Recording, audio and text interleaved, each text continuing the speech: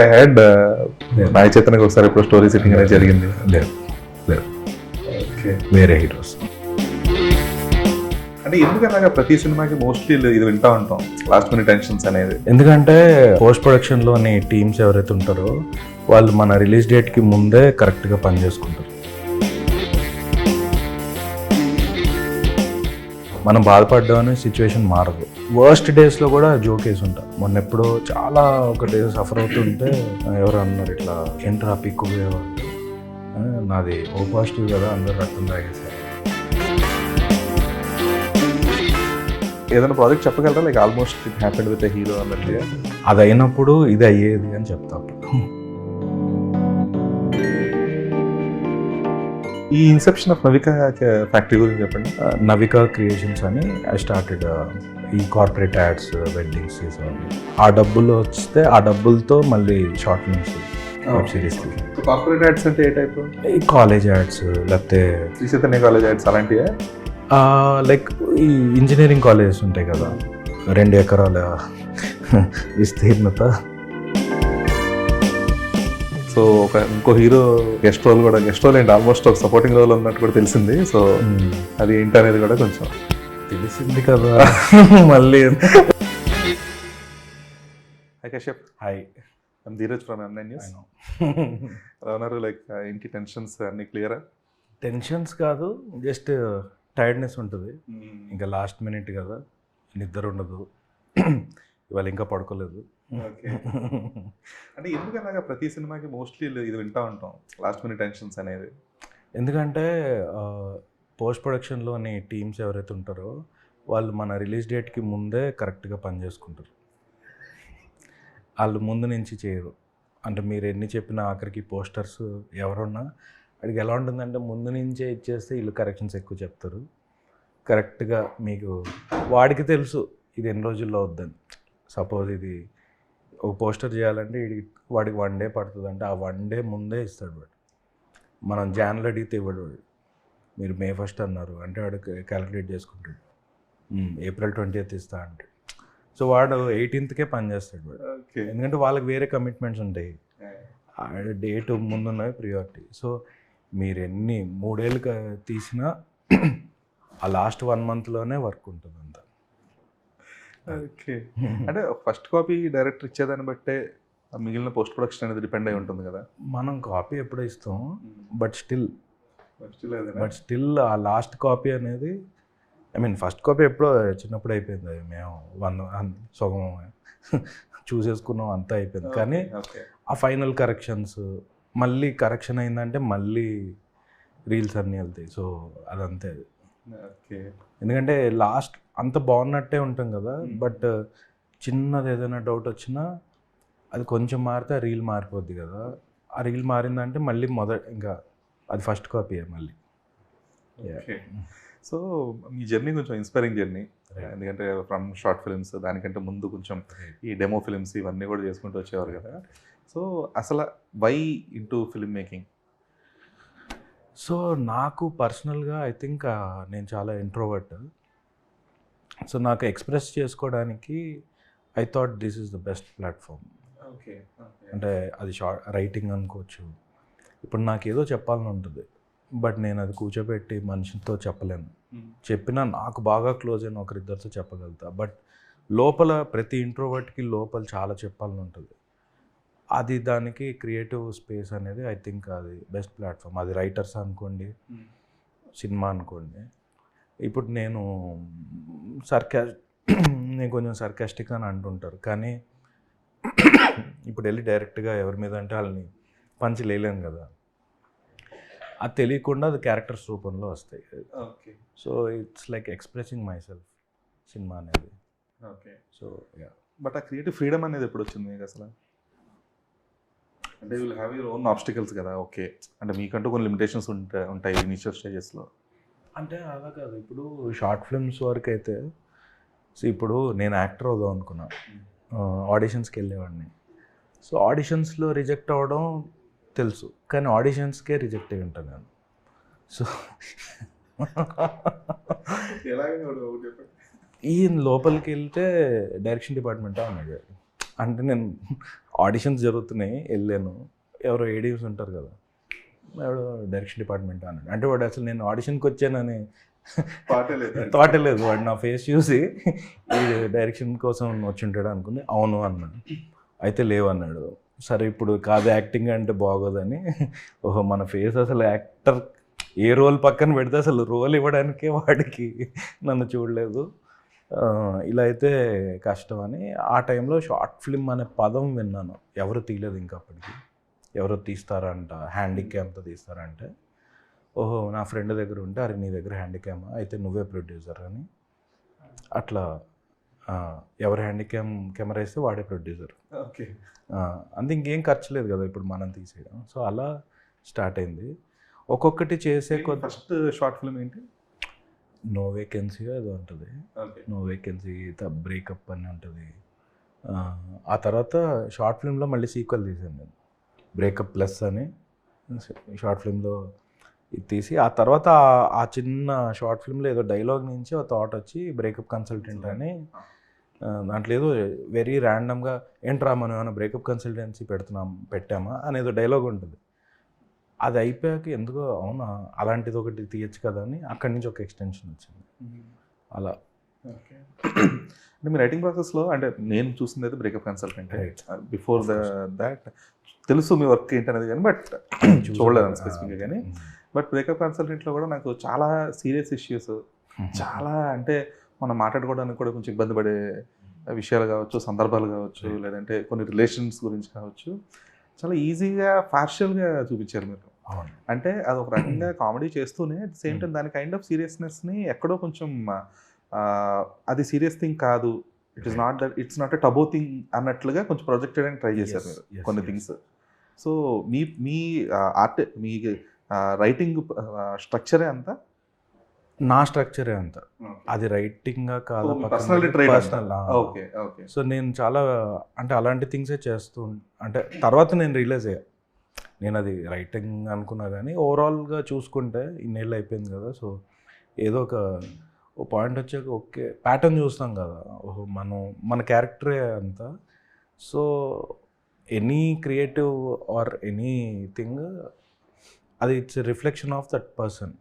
So ఒక director, ఇప్పుడు any director, ఇప్పుడు అనుదీప్ చేశాడంటే అనుదీప్ యొక్క క్యారెక్టర్ తెలుస్తుంది, ఆర్జీవి యొక్క క్యారెక్టర్ తెలుస్తుంది. అలా ఎనీ డైరెక్టర్ చిన్న పెద్ద సంబంధం లేదు, మనం ఒకటి చేసామంటే మన రిఫ్లెక్షన్ అది. సో ఎనీ రైటింగ్ నా రిఫ్లెక్షన్ ఉంటుంది కదా. సో నేను అలాగే పెద్ద పెద్ద థింగ్స్ కూడా చాలా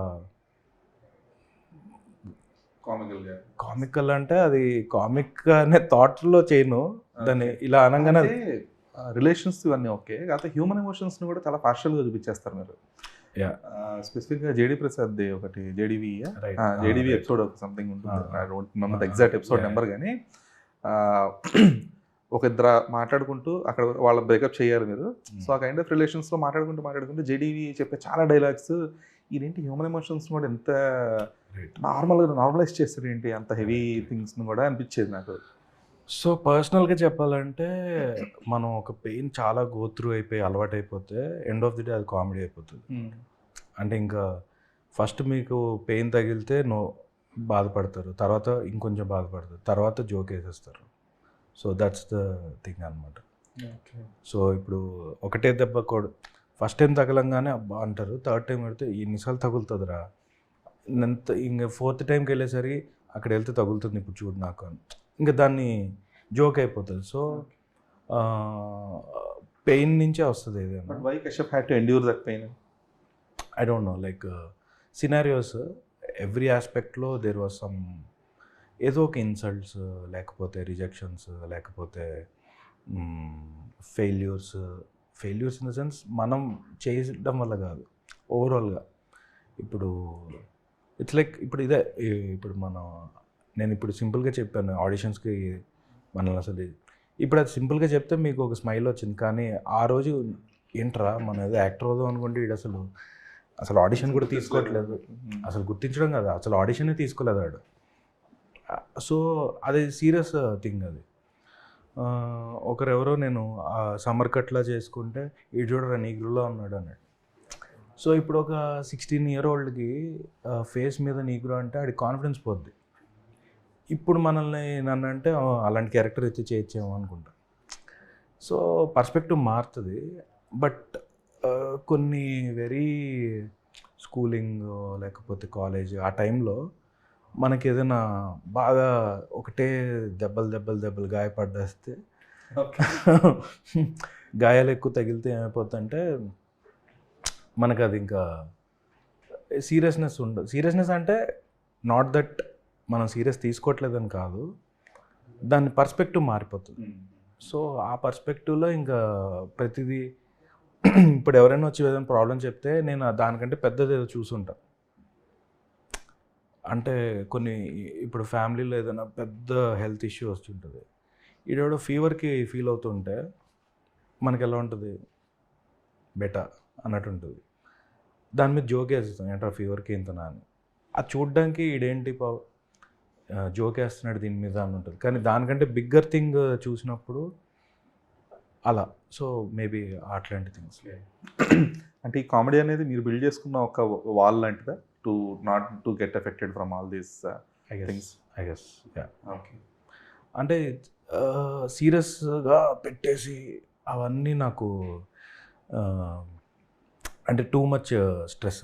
అది ఎవరికైనా దాన్ని లైటర్ చేసేసుకుంటే ముందు, ఎందుకంటే కొన్ని మనం కంట్రోల్ చేయలేం.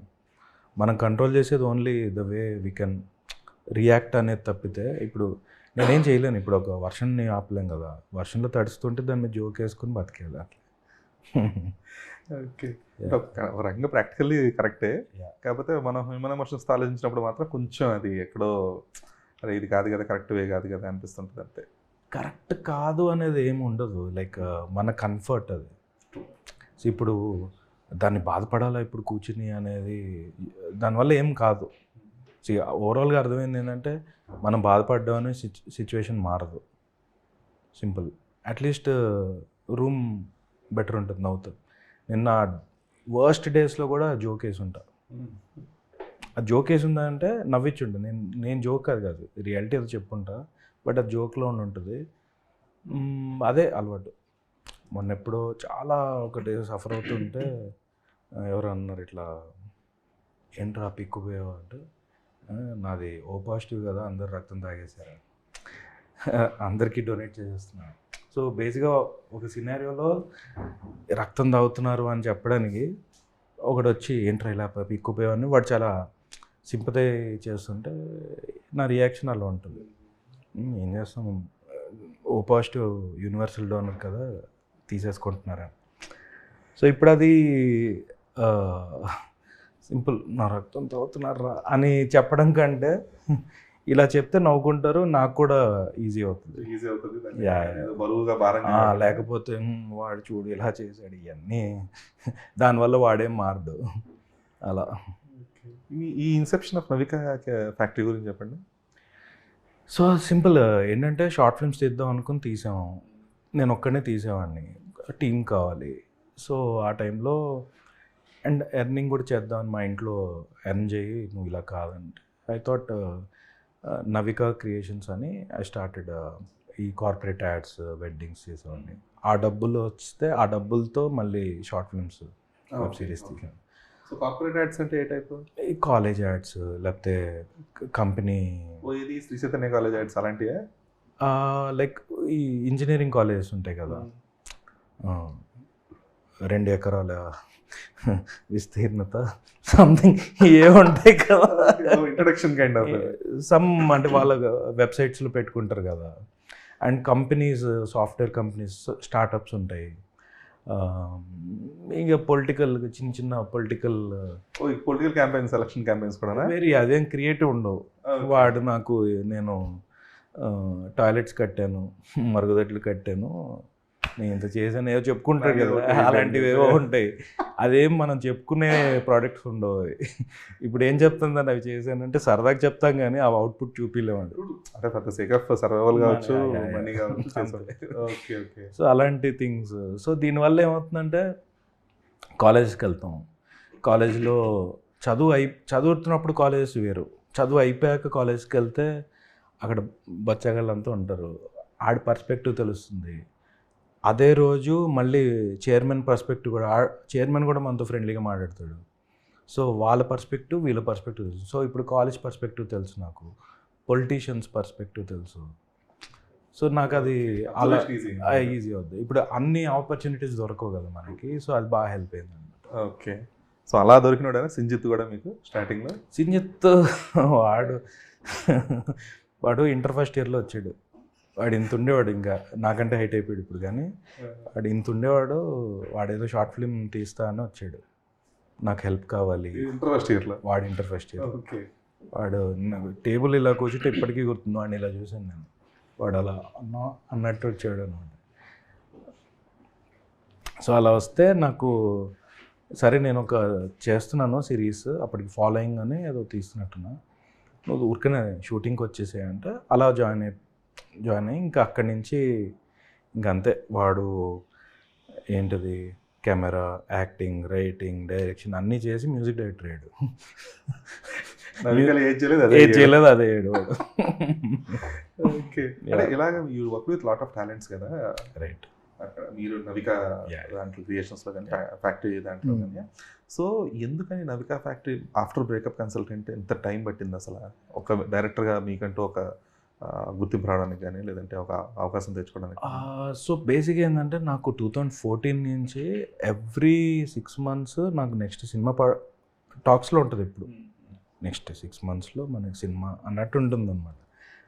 అది ఏదో ఒక రీజన్, అది రాంగ్ ప్రొడ్యూసరో లేకపోతే రాంగ్ టైమింగో, ఏదో ఒక రీజన్, అది టైమింగ్. అది ఇప్పుడు దీనికి అదే ఎఫర్ట్, దానికి అదే ఎఫర్ట్, బట్ ఇది అలా 1 monthలో సెట్ అయిపోయింది. అంటే ఆ తర్వాత 2 years ట్రావెల్ అయింది. కానీ సపోజ్ Jan 10th చెప్తే Feb 10th తరుణ్, జేడి గారు, ప్రొడ్యూసర్లు అన్నీ సెట్ అయిపోయినాయి. ఇక టైం అది. కొన్ని కుదరలేదు. అది ఎన్నోసార్లు, ఇప్పుడు చాలామంది యాక్టింగ్కి అడిగేవాళ్ళు, డైరెక్టర్స్ అడిగేవాళ్ళు, కానీ తర్వాత ఏదో అయిపోయేది. తర్వాత సినిమా ఆల్మోస్ట్ స్టార్ట్ చేద్దాం అనే వరకు వెళ్ళేది, ఆగిపోయేది. సో ఇవన్నీ ఎక్కడొక్కడ జరుగుతాయి, కొన్ని ఎక్కువ జరిగినాయి అంతే. ఓకే. ఎందుకంటే చాలామంది actors use to follow breakup consultant చాలామంది. సో సినారియో ఇప్పుడు ఎవ్రీ టైం రాంగ్ ప్రొడ్యూసర్ అట్లానే ఉండదు. యాక్చువల్లీ కొంతమంది ప్రొడ్యూసర్లు ఎలా అంటే, ఇది చిన్న సినిమా కాదు, పెద్దది, నన్ను యాక్సెప్ట్ చేయరంటే ఆ ప్రొడ్యూసర్ తీసుకెళ్ళి ఒక పెద్ద స్టార్ ముందు కూర్చోబెట్టి నరేషన్స్ కూడా ఒక 4 నరేషన్స్ అయినాయి. బట్ స్టిల్ ప్రాక్టికాలిటీ ఒకటి ఉంటుంది కదా, స్కేల్ ఆఫ్ ది ఫిలిం ఒక డెబ్యూటెంట్కి అంత దొరకటం అనేది కష్టం. సో నాకున్న ప్రాబ్లం ఏముండిందంటే, ఒకసారి వివేకాత్రేయ ఉంటారు కదా, అందరూ పరిచయం. సో వివేకాత్రేయ ఒకసారి ఉండి, బాబు నువ్వు చిన్న సినిమా ఒకటి, నీ అన్ని పెద్ద సినిమాలు ఉన్నాయి, 2, 3, 4 ఉన్నాయి, ఫస్ట్ తీ అని అలాంటి జోక్స్ ఉండేవి అనమాట. సో ఏంటంటే డెబ్యూటెంట్కి ఎప్పుడు కూడా ఎంత చిన్న సినిమా అయితే ప్రాక్టికల్లీ నమ్ముతారు, అది ప్రాక్టికల్లో వద్ది. నేను చిన్న సినిమా అనుకుని స్టార్ట్ చేసి అది పెద్దది అయిపోయేది కాన్సెప్ట్. అది రైటింగ్, అది అడ్వాంటేజా డిసడ్వాంటేజా అంటే, ఫస్ట్ సినిమా వరకు అయితే డిసడ్వాంటేజ్ అది. అంటే పెద్ద సినిమా అంటే ఏంటి మీ దృష్టిలో, బడ్జెట్ వైజా ఎలాగా? Scale, yeah. ఓకే. కొంచెం ఇప్పుడు సపోజ్ నేను ఒక చిన్న, సపోజ్ పొలిటికల్ సెటర్ అనుకుందాం, అదేమో లీడర్ సినిమా లాగా అయిపోయి చిన్నగా స్టార్ట్ చేద్దాం అనుకుంటా, కానీ అది పెద్దది అయిపోతుంది. ఆ పెద్దది అయిపోయేసరికి అది ఓన్లీ ఒక ఎక్స్ అమౌంట్ ఆఫ్ బడ్జెట్ అయితే కానీ అది సరిగ్గా రాదు, అది చుట్టేలేము. బాగుంది, I like the way you right, but అన్నట్టు అయిపోయేది అది. సో అది ప్రాక్టికల్లీ నాకే తెలుసు, అది నేను దానికోసం ప్రెప్ ఎంత ఉన్నా కూడా, నేను లాస్ట్ టైం కూడా ఎవరు అడిగితే నీ నెక్స్ట్ సినిమా అంటే 2, 3, 4 ఉంది, ఫస్ట్దే అవ్వలేదు. సో అలాంటి జోక్స్ ఉండేవి. బట్ యా, ఇది ఇంకా ఒకటి ఏంటంటే టైం.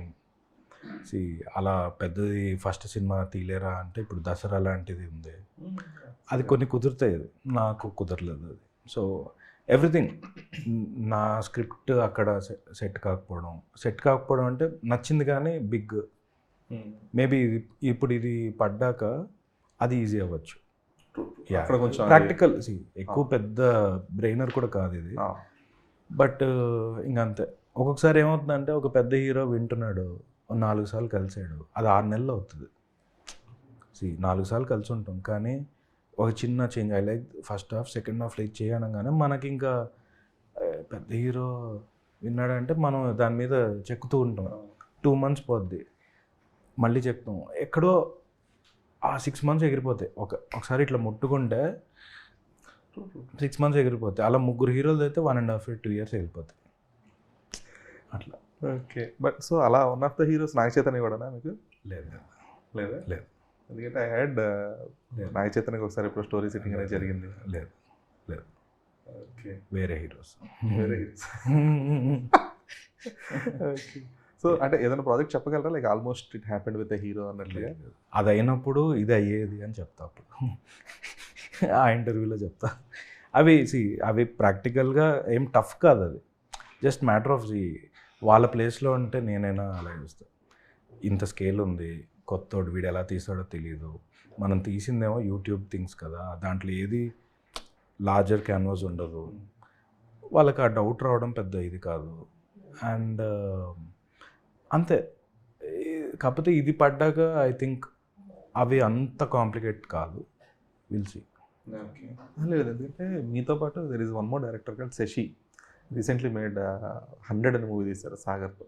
రైట్. సో తను కూడా షార్ట్ ఫిల్మ్ కమ్యూనిటీ నుంచి. So he also made some short films like Laddu అని చెప్పేసి short film. Right. So which are popular. So ఒక రకంగా చూసుకుంటేనేమో short films for the way at a time డైరెక్టర్స్కి హెల్ప్ అయ్యింది to get into the industry, లేదంటే పరిచయాలు కావచ్చు, లేదంటే ప్రాజెక్ట్స్ కావచ్చు. ఒక రకంగా చూసుకుంటే the directors who actually prove themselves with the short films couldn't get proper opportunities as well. So ఎందుకని ఈ రెండు కైండ్ ఆఫ్ ఇది అసలు అంటే షార్ట్ ఫిల్మ్స్ అనేది మన స్కిల్ డెవలప్మెంట్కి పనికొస్తుంది, కానీ సినిమా ఓకే అవ్వడానికి దీనికి సంబంధం లేదు. సినిమా ఓకే అవ్వడం అనే ఆస్పెక్ట్ ఏదైతే ఉంటుందో, ఆ పర్టిక్యులర్ ప్రొడ్యూసర్, ఆ పర్టిక్యులర్ యాక్టర్ ఆ టైంలో ఏం చేయాలనుకుంటున్నాడో, ఒక హీరో దగ్గరికి వెళ్తే ఈ స్క్రిప్ట్ బాగుంది కానీ ఐఎమ్ నాట్ లుకింగ్, అంటే ఇది లైన్గా 2-3 ఈ జానర్ వెళ్ళిపోయింది, నేను ఒక నెక్స్ట్ 2-3 మూవీస్ ఈ జానర్ వద్దనుకుంటున్నా అన్నాడు. అది ఏ విషయం అయినా నో చెప్పింది, అది వెరీ బేసిక్ లైన్ దగ్గరే అరే నైస్, కానీ నేను మొన్ననే ఇలాంటిది చేశా కదా, నాకు అన్నీ ఈ మార్క్ పడకూడదు అనుకుంటాను. సో పాయింట్ ఎట్లా ఉంటుందంటే, ఒకటి ఓకే అవ్వడానికి ఇప్పుడు ఇదే ఉంది. తరుణ్ భాస్కర్ నేను 2 years బ్యాక్ చేస్తా అన్నాడు, ఇప్పుడు ఇవన్నీ చేస్తున్నాడు. నేను ఈ టైంలో తరుణ్ భాస్కర్ కావాలంటే వద్దనేవాడు కదా, నేను చేయను అనేవాడు. ఇప్పుడు అప్పుడే కాదు, నేను యాక్టింగ్ చేయట్లేదు అంటున్నాడు. ఇప్పుడు వేరే ఎవరైనా పిచ్ చేస్తుంటే లేదు నేను యాక్టింగ్ చేయను, మొత్తం ఇవన్నీ అయిపోయేంత వరకు చేయను అంటున్నాడు. ఇప్పుడు నేను అలా కుదరాలి అది. సో ఎవ్రీథింగ్ ఇప్పుడు జేడి గారు కుదిరారు, అలా ఆ టైమింగ్ అంతే. సో అండ్ షార్ట్ ఫిల్మ్స్ అనేది ఏంటంటే అది మస్ట్గా మన బ్లెస్సింగ్ అది. ఎందుకంటే దాంట్లో ఎడిటింగ్ ఉంటుంది, రైటింగ్ ఉంటుంది, మనమే చేయాలి, ప్రొడక్షన్ డిజైన్ మనమే చేసుకోవాలి. చిన్నదో పెద్ద film school, self own film school లాగా అది. సో అది మస్ట్గా మనకు హెల్ప్ అయ్యేది. దానివల్ల ఏంటంటే వీడి తీసాడంటే ఇది తీయగలుగుతాడా లేదా అనే జడ్జిమెంట్కి అయితే పనికొస్తుంది. But end of the day ఆ పర్టికులర్ స్టోరీ వర్కౌట్ అవ్వాలి. అది గుడ్డా బ్యాడా తెలీదు. బ్యాడ్ స్క్రిప్ట్ అయినా కూడా ఆ టైంలో వాడి వేవ్ లెంత్ ఇలాగే ఉండాలి. ఇప్పుడు తరుణ్ భాస్కర్ ఆ పర్టికులర్ టైంలో ఇది ఓవరాల్ 50 days అయితే 25 days కావాలి మీరు అని టెంప్టేషన్. సో 25 days స్క్రిప్ట్ ఏమో నచ్చింది, ఫన్లో ఉంది, కొట్టేద్దాం అనుకుని దిగాడు. అది 1 year దాటింది కానీ బట్ అలా అలా దొరకాలి ఇంకా అది. సో దానికి నా షార్ట్ ఫిల్మ్స్కి సంబంధం ఉండదు అట్లా. డిపెండ్స్ అన్నట్లుగా టైమింగ్ బట్టి అంతే. ఓకే, సో ఈ సినిమాలో అంటే ప్రమోషనల్ కాంటెంట్ చూసినా, టీజర్స్ చూసినా, పోస్టర్స్ ఏం చూసినా కూడా there are elements that are already known. అంటే కొంచెం ఇప్పుడు సత్య, ఇప్పుడు ఆయన ధర్మ క్యారెక్టర్ కానీ, అందులో మళ్ళీ ఆయన శివ ఫోటోకి ఆయన దండేసుకోవడం కానీ, ఇప్పుడు మొన్న రిలీజ్ చేసిన జేడి చక్రవర్తి టీజర్ పోస్టర్లో ఛత్రపతి విలన్ క్యారెక్టర్ కానీ లేదంటే దెర్ ఆర్ ఎలిమెంట్స్ కదా. So inclusion of known elements into a film, అది అంటే అది రెట్రో ఫీల్ అంటారా లేదంటే ఒక చిన్నపాటి ఒక నోస్టాలజియా కైండ్ ఆఫ్ ఇది అంటారా? సో ఎంతవరకు అది పాజిటివ్గా హెల్ప్ అవుతుంది? బికాస్ రైట్ నో వాళ్ళ సిచ్యువేషన్ ఎలా ఉండిందంటే people are bored of nostalgia. Right. So దీంట్లో ఏంటంటే నేను తీసుకున్న థింగ్ కలర్ అది ఇస్తున్నా, క్యారెక్టర్కి దానికి సంబంధం లేదు. జస్ట్ నేను ఇప్పుడు సపోజ్ అదే పెళ్లి చూపులు ఆ గెటప్ వేయకపోయినా సీన్ పెళ్లి చూపులు ఉంది. నాకు ఇప్పుడు ఒక పెళ్లి చూపులకి వెళ్ళాలి హీరో, అది తరుణ్ చేస్తున్నాడు. అదే పెళ్లి చూపులు సెటప్ వేయడం వల్ల సో మొత్తం అందరివి అదే. సో ఎవరిది కూడా ఇందులో పేరుకి రెఫరెన్స్ వాడినట్టు ఉంటుంది కానీ ఇదే ఒరిజినల్లా ఉంటుంది. ఎందుకంటే పెళ్లి చూపులు with Tarun is a good thought process. ఎందుకంటే తన సినిమా గురించి ఎట్లయితే ఉందో వేరేవి కూడా అదే. ఓకే, ఎందుకంటే ఇక్కడ ఆయన క్యారెక్టర్ ఆయనే చేయడం, అంటే ఆయన సినిమా చేసిన క్యారెక్టర్ ఆయనే చేయడం అనేది ఓకే, అది ఒక కైండ్ ఆఫ్ ఒక చిన్న ఫార్స్ కామెడీ లాగా వర్కౌట్ అయింది. అది అబవ్ యావరేజ్ కొంచెం ఆ కైండ్ ఆఫ్ ఇది.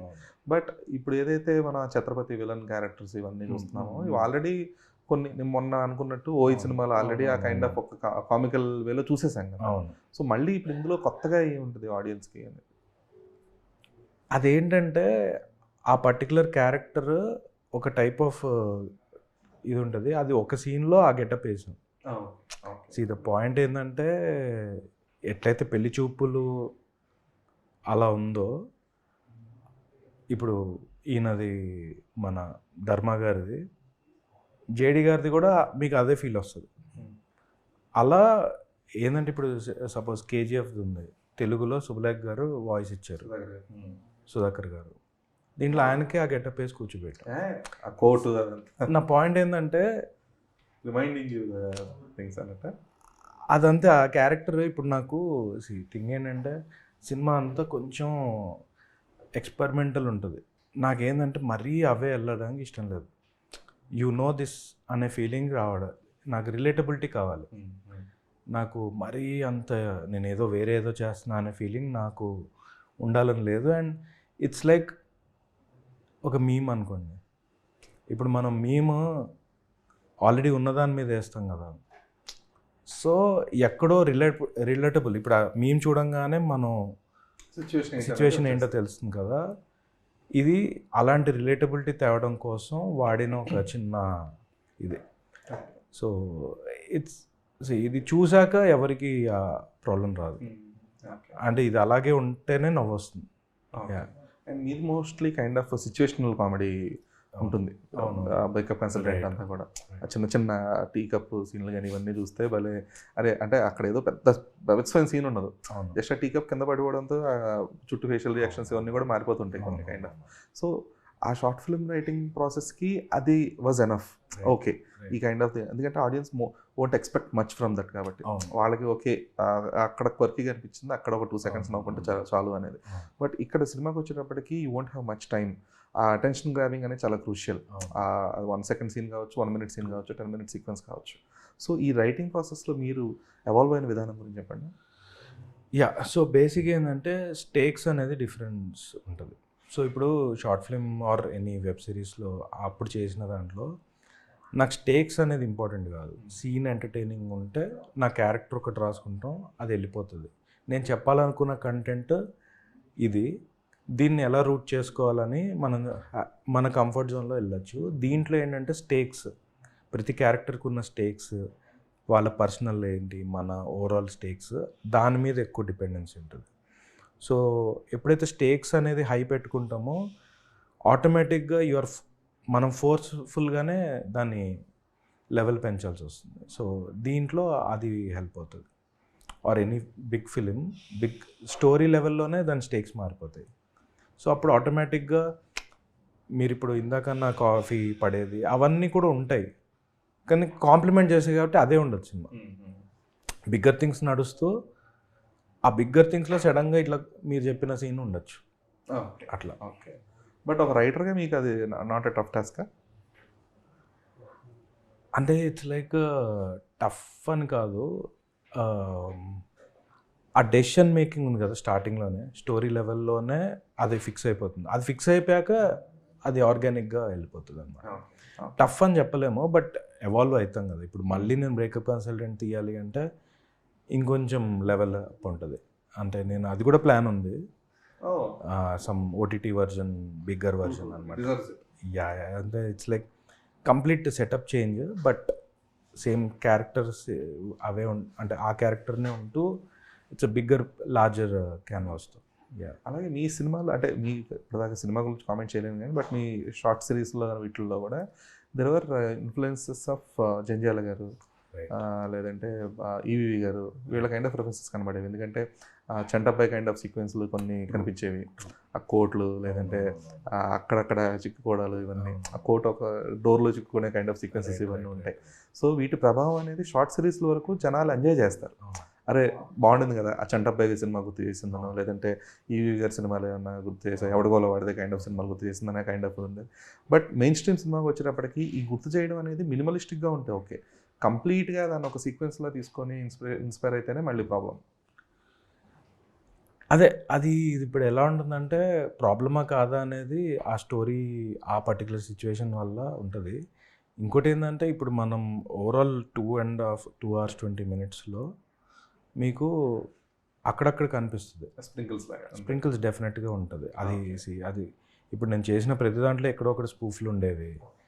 సో అది నేచర్ ఆఫ్ మై రైటింగ్లోకి వస్తుంది. అట్లీస్ట్ ఈ ఫిలింలో అయితే అవి రెఫరెన్సెస్ వాడి దాన్ని అందరూ ఎంజాయ్, యాక్టర్స్ కూడా ఎంజాయ్ చేశారు.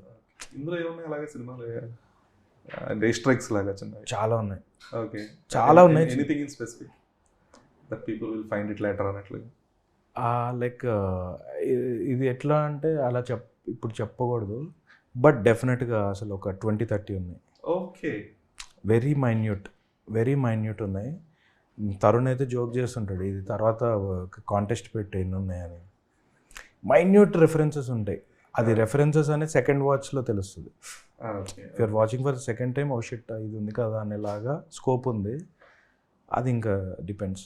అంటే ఈ మీమ్స్ చేసే వాళ్ళే ఉంటారు కదా, వాళ్ళకైతే డైరెక్ట్గా తెలిసిపోద్ది.